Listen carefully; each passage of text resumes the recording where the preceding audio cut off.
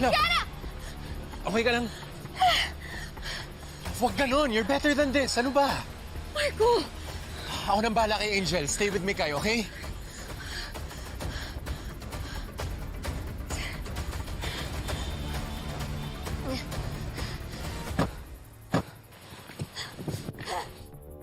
Kung gusto niya malate sa pagpunta sa langit, sundin niyo ako! Akin yung susi ng kotse! Akin! Diyan na kayo! Kayong lalapit sa akin!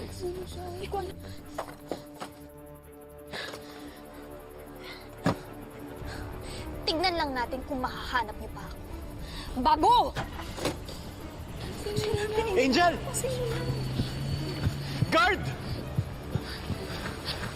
Ano na yung kotse natin? Miss, kotse mo ba yun? Opo, kotse ko yun. Ninakaw niya eh.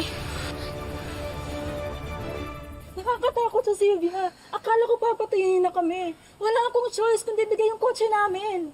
Naku, matagal na talagang gumagawa ng krimen yung babae yan. But don't worry, we will retrieve your car back, okay? Ano po bang type at plate number ng kotse niyo? Sedan na gray with AR 801.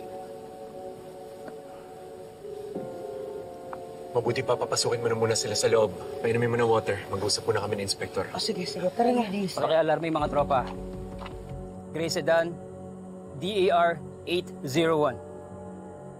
Sorry dito ko pa nasabi yung totoo sa event. Ate, okay lang. Tumas lang yung BP ni Mama dahil sa dami niya nangyayari. And don't worry about Mikay, binabantayan na siya ni Yaya Peron. Love, huwag kang mag-alala.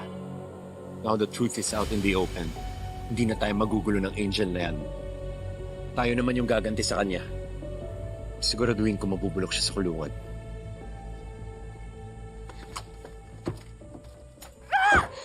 Buwisit sila! Pinagkaisaan nila ako! Nagkampiyan sila para sirain ako. Pati si Tita Sylvia at saka si Mikay alam na ang totoo!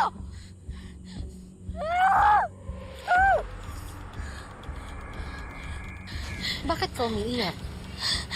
Diba, sinabi ko naman sa'yo noon pa na sarili mo lang ang kakampi mo sa mundong ito. Wala kang ibang dapat na pagkatiwalaan. Naisahan ako ni Vanessa. Hayop siya!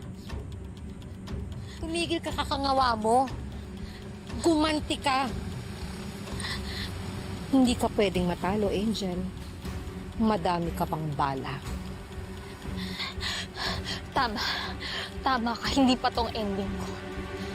Marami pa akong mga pasabog sa kanila.